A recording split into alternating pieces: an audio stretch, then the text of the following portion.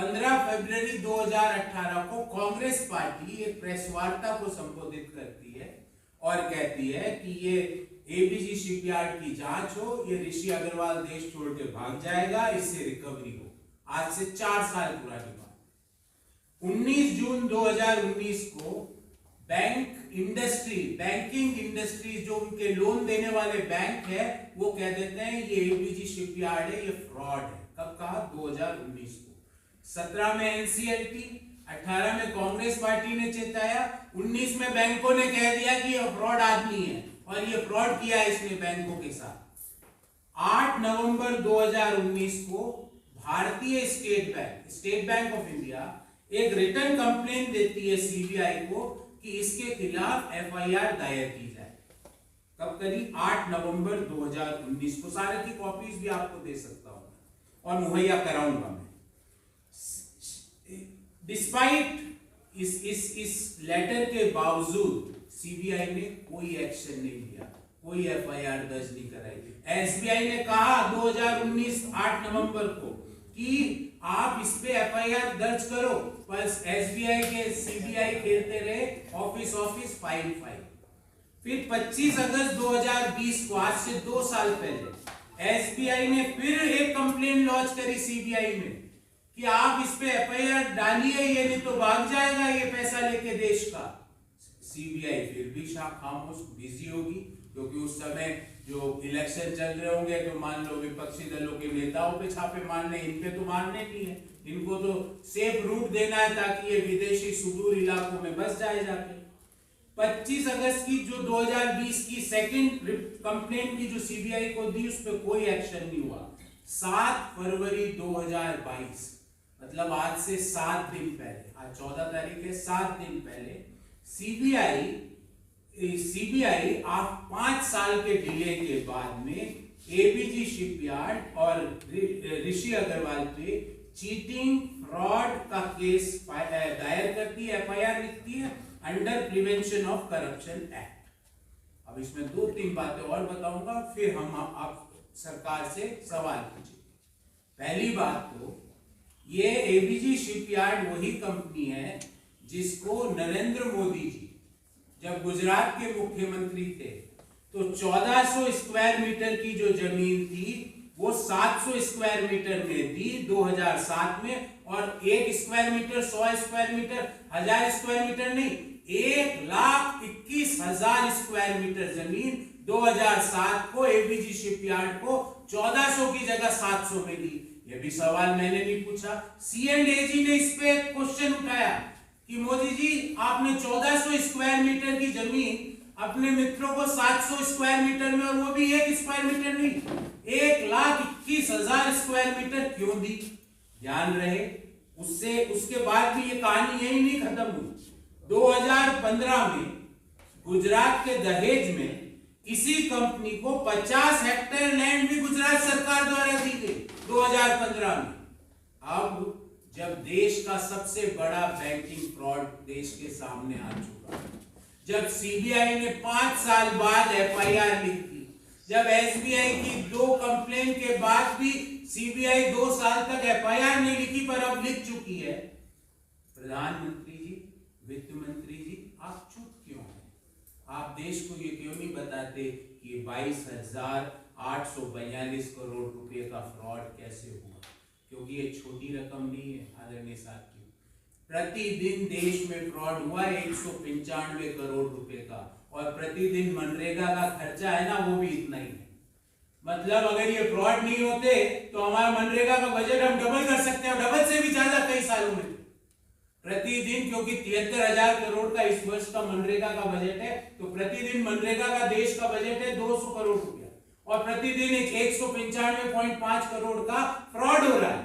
तो हमारे जो ग्रामीण अर्थव्यवस्था बैठी हुई है, कंजम्पशन बैठा हुआ है, क्योंकि लोगों की जेब में पैसा ही नहीं है। 100 दिन के रोजगार की जगह लोगों को 25, 30, 35 दिन का रोजगार मिल रहा है। अगर ये फ्रॉड नहीं होते तो लोगों को 35 की जगह 70, 30 की जगह 60 दिनों का रोजगार मिल रहा होता, मनरेगा का बजट हमारा डबल हो गया होता।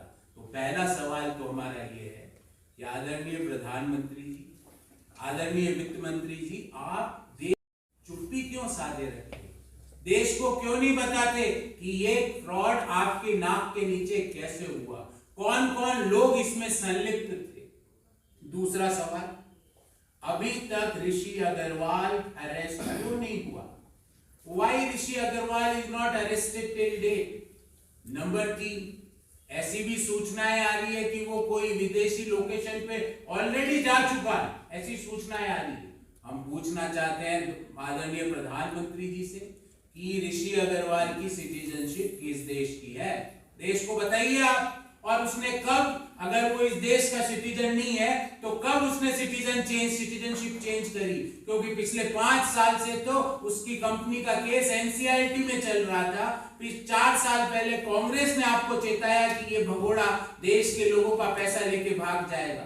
मध्यम आय वर्गीय व्यक्ति अगर 1 रुपया 1 मिनट भी डिले कर देता है टैक्स फाइलिंग का तो उसको नोटिस आ जाता है। एक सैलरीड क्लास व्यक्ति अगर 1 रुपया भी कम टैक्स का पेमेंट करता है तो उसको नोटिस आ जाता है। हम पैसा पे करते हैं और ये पैसा भगोड़े ले लेके उड़ जाते हैं देश के बाहर। 22,842 करोड़ रुपया हमारा पैसा, आपका पैसा, हम सबका पैसा भगोड़े लेके उड़ गए। चौथा सवाल, रिजर्व बैंक ऑफ इंडिया क्या कर रही है? What reserve bank of India is doing in the entire case? Reserve bank of India ने इस भगोड़े का नाम अभी तक फ्रॉड की सूची में क्यों नहीं लिखा, जबकि 5 साल पहले एनसीएलटी में केस दायर हो चुका था? क्या रिजर्व बैंक ऑफ इंडिया को किसी ने हाथ बांध रखे हैं? क्या अभी तक वो पुराने नोटों की गिनती में व्यस्त है? क्या वो नए नोटों की नोटबंदी करने की प्लानिंग कर रहे हैं? उनका टाइम पास कैसे हो रहा है जब उनकी नाक के नीचे बैंकिंग इंडस्ट्री का सबसे बड़ा फ्रॉड हो रहा है? फाइनेंस मिनिस्ट्री और रिजर्व बैंक ऑफ इंडिया क्या कर रहे हैं? 5वां सवाल, कि जब प्रिंसिपल अपोजिशन पार्टी कांग्रेस ने 4 साल पहले सरकार को चेताया कि ये भगोड़े देश का पैसा लेके भाग जाएगा, ये एबीजी शिपयार्ड को रोको, ये देश की सबसे बड़ी लूट का एक मॉडल बन जाएगा, 4 साल तक सरकार ने उसकी, हमारी डिमांड की अनदेखी क्यों की? क्या कोई इंटरनल रिश्ता था आपका एबीजी शिपयार्ड से? क्या आपका कोई उनसे सांठगांठ थी कि आपने उन पे कोई कार्रवाई नहीं करी? 6ठा सवाल, एसबीआई के चेताने के बावजूद, सीबीआई को 2 लेटर देने के बावजूद, पहले लेटर को दिए 3 साल हो गए, दूसरे कंप्लेंट को फाइल किए 2 साल हो गए, आपने एफआईआर तक दर्ज क्यों नहीं करी? सरकार को इसका जवाब देना पड़ेगा। 7वां सवाल और महत्वपूर्ण सवाल है कि why did CBI not launch FIR for 1.5 year after the second complaint? क्या ये सरकार का कॉम्प्लिसिटी, कॉल्यूजन और कनाइवेंस दिखाता है भगोड़ों के साथ में? क्या ये सरकार की साठगांठ, सरकार की इच्छा से ये सब हो रहा है? इन 7 सवालों का जवाब वित्त मंत्री जी को छोड़ दीजिए, उनको ना तो इतनी समझ है ना उनको अधिकार होगा इन चीजों का जवाब देने का। पर क्या प्रधानमंत्री जी आप बताएंगे कि देश के इतिहास का सबसे बड़ा बैंकिंग धोखा आपकी नाक के नीचे क्यों हुआ? क्यों कांग्रेस पार्टी के 4 साल पूर्व चेताने के बावजूद वो व्यक्ति बैंकों का पैसा लेके भाग गया? क्यों हमारे मनरेगा के बजट के बराबर प्रतिदिन बैंकों का फ्रॉड हो रहा है? आपने वादा किया $5 ट्रिलियन इकोनॉमी बनाने का और दे दिया $5 ट्रिलियन रुपए का फ्रॉड देश के लोगों को। प्रतिदिन 195.5 करोड़ रुपए का फ्रॉड देश के लोग, और ये कौन भुगत रहे हैं? आप और मैं भुगत रहे हैं, क्योंकि हम तो जीएसटी देते हैं, तेल पे भी देते हैं, साबुन पे भी देते हैं, पेन पे भी देते हैं, हम तो टैक्स भरते हैं। 3 लाख रुपए सालाना इनकम है तो भी देते हैं, 3.25 लाख है तो भी देते हैं। पर ये हम जो पैसा नियमित सरकार को देते हैं वो सरकार के भगोड़े लेके भाग जाते हैं। तो ना तो ग्रामीण अर्थव्यवस्था में आप पैसा लगाते हो, हमारा पैसा, मिडिल क्लास का पैसा, लोअर इनकम ग्रुप का पैसा भगोड़े देश से लेके भाग रहे हैं। तो ये loot and escape model, ease of committing fraud model, इसके जनक आप सब लोग हैं। इस मॉडल से देश को जो नुकसान हो रहा है उसके बारे में आपने चुप्पी क्यों साध रखी? तो 95.5 195.5 करोड़ बैंकिंग इंडस्ट्री के साथ इतने 195.5 करोड़ का धोखा प्रतिदिन हो रहा है। प्रतिदिन हमारा मनरेगा का बजट है 200 करोड़ रुपए, जितना हम मनरेगा पे खर्च करते हैं उतना ही पैसा हमारे ये लूटने वाले फ्रॉडस्टर्स हमारे बैंकों का पैसा लेके भाग जाते हैं। क्यों क्यों ऐसा हुआ कि जो बैंक इंडस्ट्री का फ्रॉड पहले इससे 10% पर था, वो 2014 से लेके अब तक 5.35 ट्रिलियन मतलब 5,35,000 करोड़ का हुआ। क्यों ऐसा हुआ कि हम स्टेट बैंक ऑफ इंडिया की लेटर आप इग्नोर कर रहे हो, सीबीआई उस पर एफआईआर दर्ज नहीं करा रही, 3-3 साल तक, 2-2 साल तक एफआईआर दर्ज नहीं कर पा रही। क्यों ऐसा हुआ कि जब कांग्रेस पार्टी सवाल पूछ रही उसके 4 साल तक आप कोई एक्शन नहीं ले रहे। क्यों ऐसा हुआ कि जब एनसीएलटी ने केस दर्ज किया लिक्विडेशन का, 5 साल तक आपने एफआईआर तक दर्ज नहीं की, आपने एक नए पैसे की रिकवरी नहीं की। इन चीजों का कारण प्रधानमंत्री को बताना पड़ेगा, और ये संयोग है या प्रयोग है कि ये वही कंपनी है जिसको प्रधानमंत्री ने गुजरात के मुख्यमंत्री रहते हुए 1,21,000 स्क्वायर मीटर जमीन जो रेट थी उससे आधी रेट में दी, और सीएनएजी ने इस पे ऑडिट ऑब्जेक्शन उठाया। क्या ये संयोग है या प्रयोग है कि प्रधानमंत्री ने गुजरात के मुख्यमंत्री रहते हुए दहेज गुजरात में 50 हेक्टेयर जमीन इस कंपनी को दी? क्यों दी? इन सवालों का जवाब देना पड़ेगा।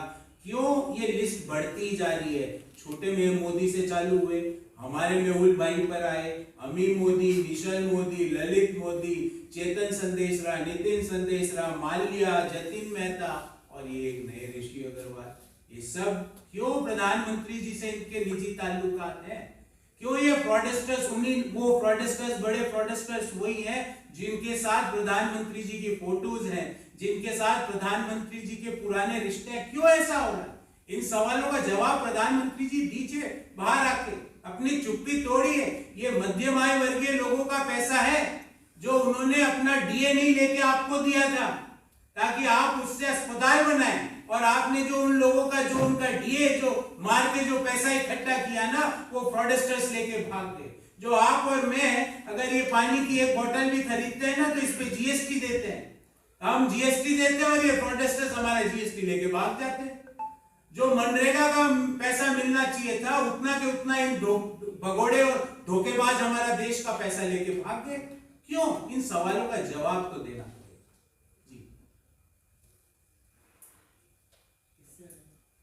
जी इससे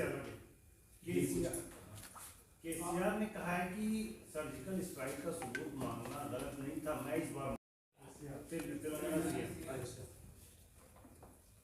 देखिए, हम यहाँ पे डेवलपमेंट और गवर्नेंस के मुद्दों पे बात करते हैं। हम यहाँ पे आज जो पुलवामा के हमला हुआ उसके आज कई हमारे भारत माँ के वीर सपूत शहीद भी हुए, हम उनको नमन करते हैं। पर सवाल महत्वपूर्ण ये है कि 45 साल की सबसे बुरी बेरोजगारी आज क्यों है? सवाल महत्वपूर्ण ये है कि 75 साल का सबसे बुरा बैंकिंग फ्रॉड आज क्यों है? सवाल आज ये है कि आप और मैं, हमारे परिवार में हमारे छोटे भाई की नौकरी क्यों नहीं लग रही? हमारे पिताजी की जो सैलरी है वो आधी क्यों रह गई है? हमारी स्वयं की सैलरी है वो 4-4 महीने से लेट क्यों मिल रही है? महत्वपूर्ण सवाल ये है। बाकी हम जो लोग शहीद हुए उनका नमन करते हैं।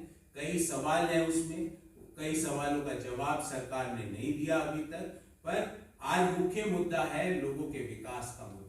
हम ऐसी बातें करके और अभी इन चीजों में आज पैसा देश का लेके भगोड़े भाग रहे हैं, हमें उनसे पैसा देश का वसूलना है।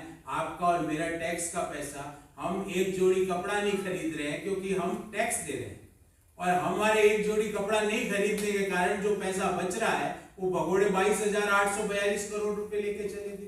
तो मुख्य मुद्दे ये हैं जो राव साहब ने बोला है वो हो जा रहे हैं, मैं उस पर कोई टिप्पणी नहीं करता। पर मैं पुलवामा में भारत माँ की जो वीर शहीद हुए उनका नमन करता हूं। पर कई ऐसे सवाल हैं जिनका उत्तर भारत सरकार ने आज तक नहीं दिया है। Does the Congress repeat those questions? I am telling you that there are many questions which were not answered, but prominent questions today in 2022 14th February is that Shahenshah's promise was to make $5 trillion economy and he gave us 5 trillion rupees of bank frauds. Prominent question today is that average fraud in last 7.5 years is 195.5 crore rupees per day. Prominent question today is that the recovery from these frauds in 2021 is 0.7%. तो हमारा पैसा लोग लूट के भाग रहे हैं, तो इन चीजों का हम आज महत्वपूर्ण सवाल ये उत्तर प्रदेश में चुनाव है और मामला हिजाब का लगातार विवाद चल रहा है। इस बीच में बीजेपी ने एक आरोप लगाया है और चुनाव आयोग से मांग की है कि बुर्के में महिलाएं फर्जी मतदान कर रही हैं और उस मतदान को कहीं ना कहीं जांच करा के उसको रोका जाना चाहिए। हमारा मुद्दा हिजाब का नहीं, जॉब का है। हम हिजाब नहीं, जॉब की बात करते हैं। हम बात करते हैं महिलाओं के आत्मसम्मान की, हम बात करते हैं महिलाओं को स्वतंत्रता की, उनके पहनावों को ऊपर से निर्देशित करने की बात हम नहीं सोचते। हमारा मुद्दा है महंगाई का, हमारा मुद्दा है जॉब का। आज उत्तर प्रदेश के अलावा उत्तराखंड की भी सारी 70 सीटों में चुनाव हो रहा है, गोवा की भी सीटों में चुनाव हो रहा है, और जैसी जैसी रिपोर्ट्स आ रही है और जिस तरह से मतदान हो रहा है उत्तराखंड में, मैं बहुत ही एनकरेजिंग रिपोर्ट्स आ रही है हमारी पार्टी के लिए। प्रधानमंत्री कार्यकाल में आपने आरोप लगाया 5,35,000 करोड़ के बैंक फ्रॉड हुए, लेकिन उसी दौरान इसी कार्यकाल में 8 लाख आप और मैं टैक्स भरते जाएंगे और ये एनपीए राइट ऑफ और फ्रॉड करवाते जाएंगे। यही इकोनॉमिक मॉडल है। आपको जान के आश्चर्य होगा, एक छोटा सा आंकड़ा देता हूँ कि भारत सरकार जो करों से जितना पैसा इकट्ठा करती है, बहुत इंपॉर्टेंट आंकड़ा है, और ये इस बजट से मैंने निकाला था, जितना पैसा भारत सरकार टैक्सेशन से इकट्ठा करती है उसका 55% सिर्फ ब्याज देने में चला जाता है। मतलब ब्याज दे देती 55% का। जितना total GST, corporate tax, income tax से मान लो 100 रुपए इकट्ठा हुआ, तो 55 रुपया तो सिर्फ ब्याज में चले जाता है। अगर आपकी और मेरी और किसी कंपनी की ऐसी हालत हो जाए ना, तो उसको लिक्विडेशन में जाना पड़ता है। कारण क्या? क्योंकि सरकार जो हमसे पैसा लेती एक्साइज ड्यूटी के रूप में पेट्रोल और डीजल पे, जो हमसे पैसा लूट रही है, और मैं आपको विश्वास दिलाता हूं जैसे ही ये 7 चरणों का चुनाव होगा, पेट्रोल डीजल के भाव 5 से 10 रुपए प्रति लीटर बढ़ने वाले, ये मैं आपको लिख के दे सकता हूं। तो जो हमसे पैसा लूटा जाता है, वो पैसा बैंक या तो राइट ऑफ कर देते हैं, या बैंक एनपीए हो जाते हैं, या ऐसे फ्रॉडस्टर्स लेके भाग जाते हैं। क्या मुझे आप बताइए, क्या आपने 1 रुपए का भी होम लोन फ्रॉड सुना? क्या आपने ऐसा सुना कि मिडिल क्लास ने 1 रुपए का फ्रॉड कर दिया? अगर वो एक दिन भी ये ईएमआई देने में देरी कर देता है, तो बैंक वाले उसका फोन कर करके उसके घर स्वयं पहुंच जाते हैं और उससे पैसा ले लेते हैं। वो अपने मतलब खाने पीने की जरूरतों को कम करके पैसा बैंक को देता है, और ये लोग हमारे बजट का, मनरेगा के बजट का 32% तो एक ऋषि अग्रवाल जैसा धोखेबाज पैसा लेके चले गया। 32% देश के मनरेगा का बजट एक फ्रॉडस्टर लेके भाग गया। अगर हम ये सब छोटे मोदी, हमारे मेहुल भाई, अमी मोदी, इनको सबको जोड़ दें, तो मैं आपको विश्वास दिलाता हूं कि आपका और मेरा इनकम टैक्स 0 हो जाए। इतना इन्होंने फ्रॉड किया, इतना इन्होंने बैंकों का एनपीए दिया। अगर नितिन संदेशरा, चेतन संदेशरा, जतिन मेहता, मालिया और हमारे मेहुल भाई, इन सबको जोड़ दें, तो आपको और मेरा income tax, personal income tax नहीं कर सकते हैं। पर इनकी प्रायोरिटीज अलग है। इनकी प्रायोरिटी ये है, जो हमारा पैसा टैक्स से आ रहा है वो उनको दे दो, और जो डे टू डे एक्सपेंडिचर के लिए सरकार को खर्चा चाहिए, उसके लिए लोन ले लो। आज स्थिति यह है कि जो प्रति व्यक्ति, हिंदुस्तान के प्रति व्यक्ति पे कर्ज 2014 में 42,000 करोड़ था, वो आज 42,000 रुपए था, वो आज 1 लाख रुपए हो गया। मतलब आपके ऊपर कर्ज 42,000 रुपए था 2014 में, मेरे ऊपर कर्ज 42,000 रुपए था 2014 में, आज आपके और मेरे ऊपर 1 लाख रुपए कर दिया है। इन चीजों का सवाल देना मोदी सरकार को पड़ेगा। और रही बात कि कब तक चुप्पी रखेंगे, हम सवाल पूछेंगे। आप लोग भी प्रमुखता से इसको जब अपने चैनल पे या समाचार पत्रों में प्रकाशित करेंगे, जवाब तो इन चीजों का हमें देना पड़ेगा। कोई टिप्पणी नहीं करना चाहता, सब लोग स्वतंत्र है अपनी कोशिशें करने के लिए। पर हम कई बार, उन्हें पहले भी हमें कहा कि आप लाइक माइंडेड पार्टीज का एक एसोसिएशन बनाइए। कई बार वो हमारे वरिष्ठ नेताओं से भी मिलने आई, हमने उनका स्वागत भी किया। पर क्या है हर एक महीने में वो अपना स्टैंड चेंज कर देती है। कभी वो हमारे साथ लाइक माइंडेड पार्टीज का एसोसिएशन बनाती है, फिर वो गोवा में जाके कुछ बोल देती है, फिर गोवा चुनाव से पहले उनको पता लग गया कि गोवा में कुछ नहीं होने वाला है, तो उन्होंने एक नया स्टेटमेंट दे दिया। हम तो उनका आदर आज भी करते थे, पहले भी करते थे, आगे भी करेंगे, पर वो अपने वोटर्स को और अपने पार्टी के लोगों को ये बताते हैं कि उनका स्टैंड क्या है। हम तो पहले भी उनको कहते थे आइए आप हमारे साथ लाइक माइंडेड पार्टीज की जब हम बैठक करते हैं उनको भी बुलाते हैं, कई बार वो आते हैं, कई बार नहीं आते हैं, कई बार वो हमको गाली दे देते हैं, कई बार वो मोदी जी को दे देते हैं। तो ये जो स्टॉक एक्सचेंज की तरह उनका बिहेवियर जिस तरह वॉलेटाइल है ना, इस वॉलेटिलिटी को वो स्टैग्नेट करें और फिर बात करें। वरुण जी, एक सवाल इधर से है। वरुण जी, आज पंजाब के मुख्यमंत्री के चॉपर को उड़ने की इजाजत नहीं दी, इसलिए कि प्रधानमंत्री पंजाब के दौरे पे हैं और राहुल गांधी भी पंजाब में दौरा कर रहा है, उनका भी चुनाव प्रचार हो रहा है। आपको लगता है कि पिछली बार प्रधानमंत्री की सुरक्षा में जो चूक हुई उसकी वजह से एहतियातन मुख्यमंत्री के चॉपर को नहीं उड़ने दिया गया, या इसके पीछे जैसा कि खुद मुख्यमंत्री ने कहा है कि उन्हें चुनाव प्रचार करने से रोका जाए? देखिए, हमने तो उन्हें उस समय भी कहा था कि आप जांच करवाइए, आपकी सुरक्षा की जिम्मेदारी एसपीजी की है जो प्रधानमंत्री कार्यालय को और गृह मंत्रालय को रिपोर्ट करती है, तो क्यों गृह मंत्री प्रधानमंत्री की सुरक्षा में चूक करवाना चाहते हैं मुझे नहीं पता। क्या उस हम तो पहले भी कह रहे थे जांच करवाइए, क्या उस 20-25 दिन पहले की घटना का क्या आपके पास जांच की कोई रिपोर्ट आई? क्या समस्या ये है कि प्रधानमंत्री जी वर्चुअल प्लेटफॉर्म पे भाषण देते हैं तो 6 लॉगिन मिलते हैं, 6।